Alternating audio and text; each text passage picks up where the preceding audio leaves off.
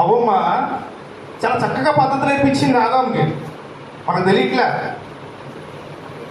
నేను ఏది పెడితే అది నువ్వు తినాలి, కొంచెం చేయడానికి వీలు లేదు. లేదు లేదు చచ్చిపోలేదు.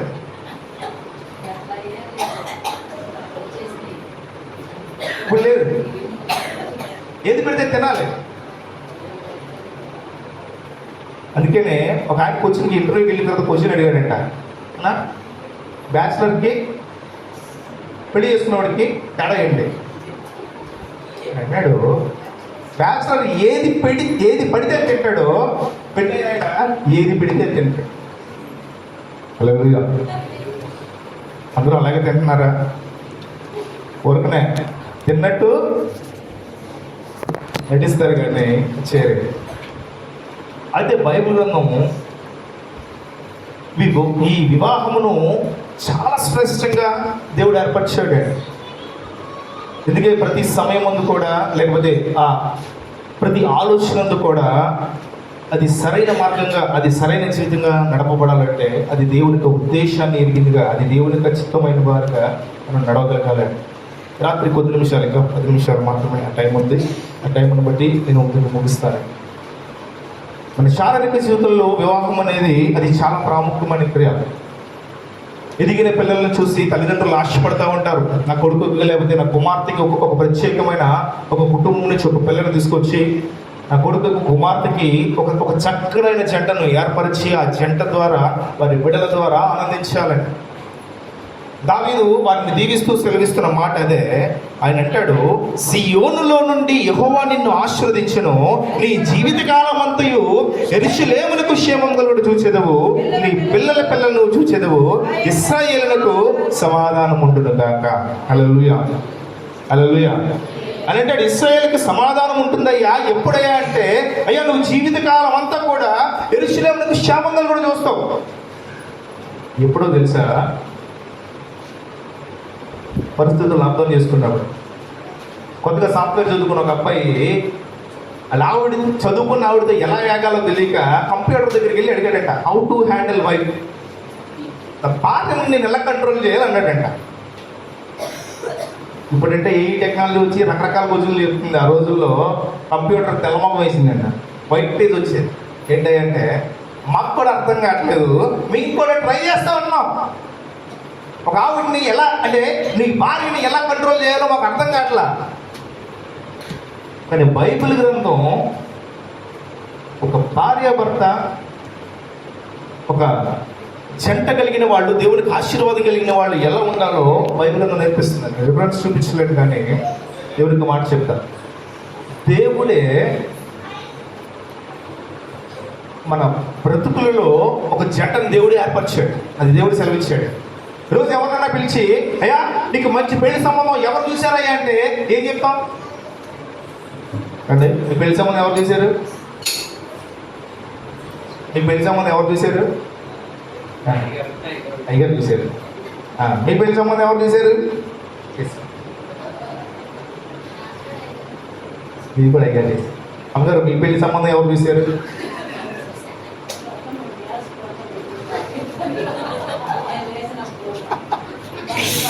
హల్లెలూయా. ఈరోజు చెప్తా ఉంటారు, అయ్యా మీ పెళ్లి సంబంధం ఎవరు చూశారంటే మా పెళ్లి సంబంధం పలానోళ్ళు చూశారండి. కొంతమంది వాళ్ళ సంబంధం వాళ్ళు చూసుకుంటున్నారు. మంచిదే. కొంతమంది పరిసయ్యులు యేసుక్రీస్తు ప్రభువారిని ప్రశ్నిస్తూ, అయ్యా ఒకడు తన భార్యను విడినాడుట న్యాయమా అని అడుగుతున్నారు. యేసుక్రీస్తు ప్రభు అక్కడ ఒక క్వశ్చన్కి ఆన్సర్ చెప్పాడు. నేను ఇప్పుడు దాకా కూడా చాలాసార్లు అనుకున్నాను, అయ్యో నా పెళ్లి సంబంధం వాళ్ళు చూశారు, నా పెళ్లి సంబంధం వీళ్ళు చూశారు, నా పెళ్లి సంబంధం వీళ్ళు చూశారు. మన పెళ్లి సంబంధాన్ని వాళ్ళు వీళ్ళు కాదండి. రాయబడిన మాట మత్తయి సువార్త 19వ అధ్యాయం 6వ వచనం. కాబట్టి వారికను ఇద్దరు కాక ఏక శరీరముగా ఉన్నారు కనుక దేవుడు జతపరిచిన వారిని మనుషుడు వేరుపరచకూడదు. హల్లెలూయా. ఎవరు ఏర్పరిచారంట? మనం అనుకుంటాం వాళ్ళు వీళ్ళు ఏర్పరచాలి, దేవుడు ఏర్పరచాలి. దేవుడు అంటాడు కదా, ఆదాముని పిలిచి ఆదాముకు సరైన సహవాసం కావాలి, ఆదాముకు సరైన ఆ బ్లడ్ గ్రూప్ దొరకాలి, ఆదాముకు సరైన సంగతి కావాలని ఏం చేశాడంటే ఆదాములో నుంచి అవన్నీ తీసాడు. యేసుక్రీస్తు ప్రభు వాళ్ళతో అంటాడు, వాళ్ళందరూ కూడా కొచ్చినేస్తా ఉన్నారు, అయ్యా యేసయ్యా ఇన్ని మాటలు చెప్పావు కదా, వీళ్ళందరూ కూడా ఎలాంటి పరిస్థితి కలిగి ఉన్నారు, ఇలా ఎందుకు అవుతుందంటే ఆయన అంటాడు, అయ్యా దేవుడు జతపరిచిన వారిని ఎవ్వరు కూడా ఏ మనిషి కూడా వేరుపరచలేడు, దేవుడు జతపరిస్తే. కానీ ఈ జతపరచడంలోనే కొన్ని అరమరికలు ఉన్నాయి. నేను ఒక 4 విషయాలు మాత్రం దాంట్లో క్లుప్తంగా 4 విషయాలు 4 మాటలు చెప్తాను, క్లుప్తంగా చెప్పి ముగించేస్తాను. మొదటిగా అంటే ఇక్కడ చాలామంది యవనస్తులు ఉన్నారు, ఇంకా పెళ్ళైన వాళ్ళు ఇది ఇంకా చాలామంది మగపిల్లలు రాలా.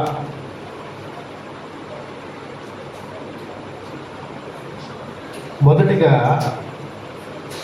ఒక భార్య భర్తలు ఒక కుటుంబము సరిగా నడవాలంటే ముందు కావాల్సింది ఏంటంటే ప్రేమ. పౌలు అంటాడు, నేను ప్రేమ లేని వాడిని అయితే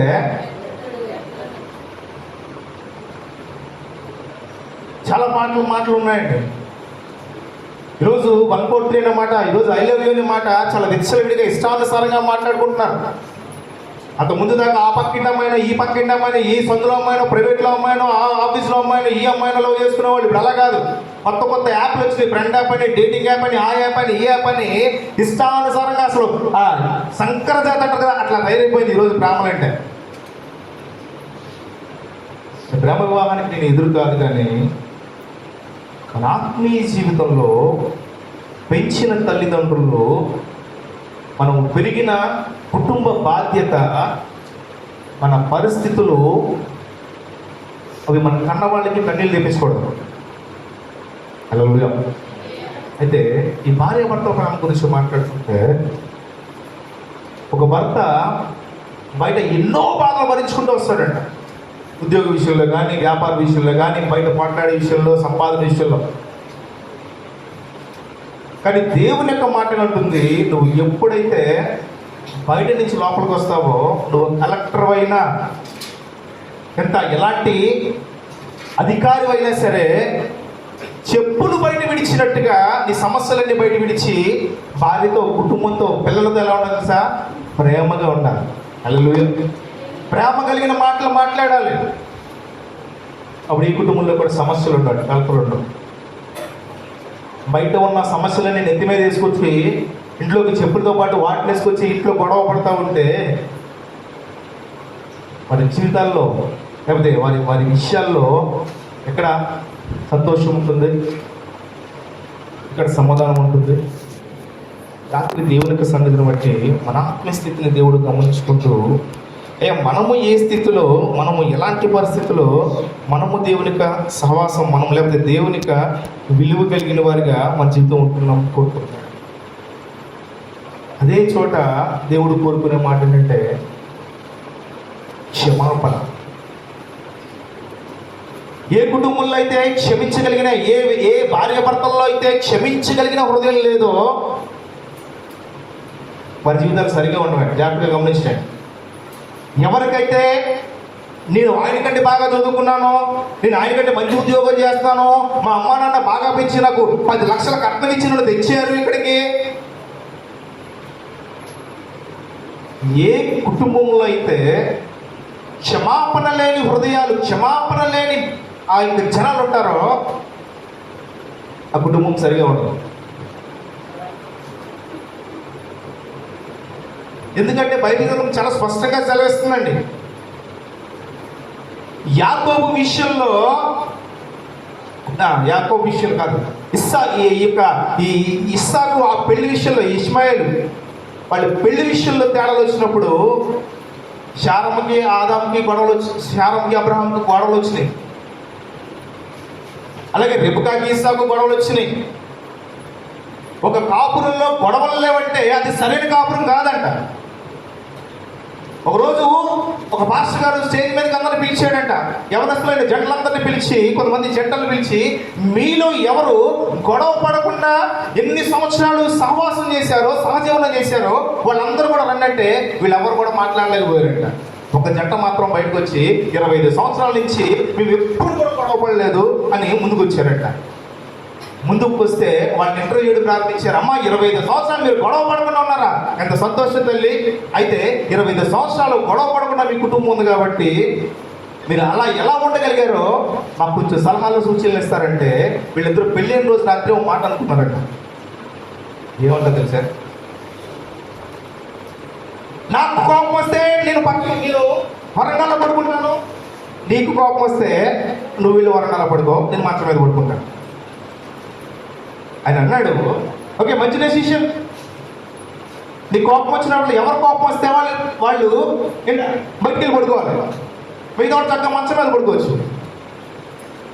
సరే, 25 సంవత్సరాలు అయింది, ఎన్నాళ్ళు మీరు ఒకరికొకరు ఇలా పడుకున్నారంటే 25 సంవత్సరాల నుంచి రోజు పడుకునే ఉన్నారంట.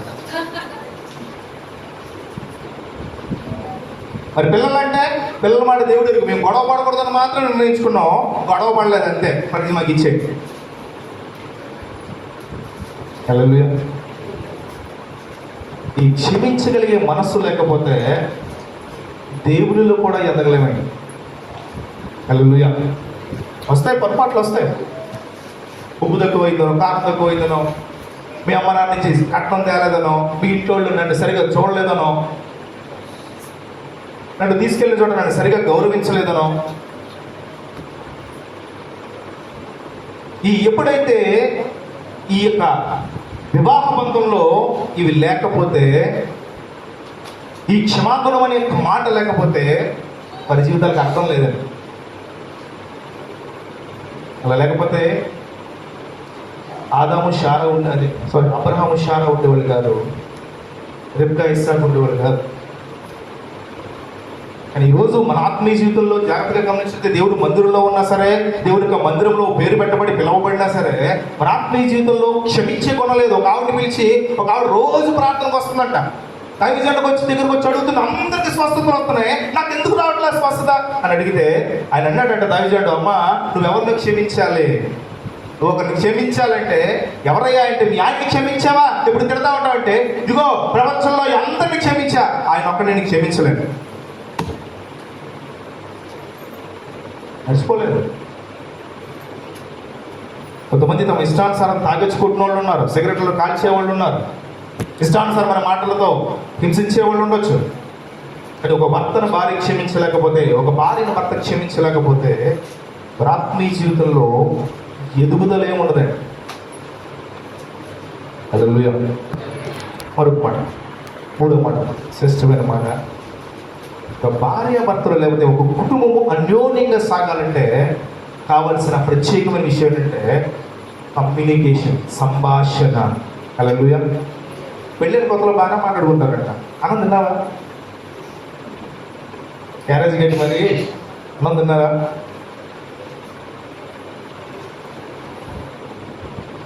కొన్ని సంవత్సరాల తర్వాత వాడే తింటాడులే, ఎన్ని వాటలు లేవు, ఒకవేళ మనం వండే మాత్రం తింటాడా ఏంటి? ఒక కుటుంబ వ్యవస్థ బాగుపడాలంటే సంభాషణ అనేది చాలా ముఖ్యమంట. ఈరోజు పిల్లలు ఏం చేస్తున్నారు? ఈరోజు పిల్లలకి ఎలాంటి ఆలోచన మనం ఇవ్వగలుగుతున్నాం? ఈరోజు మనం ఎలాంటి పరిస్థితి కలిగి ఉన్నాం? ఈరోజు సంపాదించిన సంపాదనలో ఎంత ఖర్చు పెట్టాం, ఎంత దాయగలిగాం, ఈరోజు మనం మాట్లాడిన మాటలో ఎంత విలువైన సహవాసం కలిగి ఉన్నాం అనే విషయాన్ని రోజు ఏం చేయాలంటే భార్య భర్తలు సంభాషించుకోవాలంట. ఇవి లేక ఆత్మీయ జీవితంలో, శారీరక జీవితంలో అనేకమైన లోపాలు కలిగి ఉంటున్నారు. కొట్టుకు చెప్తున్నారు అందరూ కూడా. ఖచ్చితంగా దేవుని యొక్క వాక్యం అంటుంది, నువ్వు ఎప్పుడైతే ప్రేమ కలిగి ఉంటావో, ఎప్పుడైతే క్షమాగుణం కలిగి ఉంటావో, ఎప్పుడైతే నువ్వు సంభాషించగలుగుతావో, నువ్వు మాట్లాడగలుగుతావు, ఒక కమ్యూనికేషన్ ఏర్పరచుకోగలుగుతావో, అప్పుడే సరైన జీవితాన్ని, సరైన కుటుంబ జీవితాన్ని జీవించగలుగుతామండి. హల్లెలూయా. హల్లెలూయా. తర్వాత కదా చివరిగా ఒక మాట చెప్పి ముగిస్తారు. ఎప్పుడైతే ఒక కుటుంబము ప్రార్థనా జీవితం కలిగి ఉంటుందో ఆ కుటుంబాన్ని దేవుడు ఆశీర్వదిస్తాడండి. హల్లెలూయా, హల్లెలూయా. చివరిలో 128 కీర్తన చివరిలో ఆయన అంటాడు కదా, ఆయన అదే అంటాడండి. ఆయన అంటాడు, అయ్యా నీ జీవితకాలం అంతయు యెరూషలేమునకు క్షేమం కలుగుట చూస్తావు. ఎప్పుడు చూస్తావు క్షేమం కలుగుట? దేవునికి మాట వింటే, దేవునికి వాక్యానికి విధేయత కలిగి ఉంటే, దేవునికి సహవాసం కలిగి ఉంటే మనం దేవునికి విధేయత చూడగలుగుతామండి, దేవునికి ప్రేమ చూడగలుగుతాం. కానీ దేవునికి వాక్యాన్ని ఎరగక, దేవునికి సహవాసం అంటే విలువని చెప్పక మన జీవితాన్ని మనమే నడిపించుకుంటూ, నేను ప్రార్థనకి వెళ్తున్నా కదా, ఆయన ఇష్టానుసారంగా ఎలా తిరిగినా పర్లా, ఇదిగో నేను ప్రార్థనకి వెళ్తున్నా కదా, ఇదిగో ఆవిడ ఇష్టానుసారం సినిమాలు చూసినా పర్లేదని మనం ఎప్పుడైతే ప్రేమతో లోపరచక, మనం ఎప్పుడైతే ప్రేమతో వారిని పిలవకుండా ఉంటున్నామో మన ఆత్మీయ జీవితాన్ని, మన కుటుంబ జీవితాన్ని మనమే కట్టుకోలేని వారిగా ఉంటున్నామండి. హల్లెలూయా, హల్లెలూయా. అది దేవుడు కోరుకున్నది. అది ఎప్పుడైతే ఆ ప్రార్థనని కుటుంబ ప్రార్థనగా నువ్వు మార్చగలుగుతావో, ఆ ప్రార్థనని ఇద్దరు కలిసిమెలిసి ఎప్పుడైతే ప్రార్థన చేయగలుగుతారో కుటుంబంలో ఎవ్వరు కూడా విడిపోరండి. హల్లెలూయా, హల్లెలూయా. ఈరోజు విడిపోబడ్డానికి కారణం అదే, ప్రేమ లేదు ఎవరి దగ్గర. ఊళ్ళో అందరినీ క్షమించుకుంటూ వచ్చేస్తారు, ఇంట్లో మాత్రం క్షమించలేరు.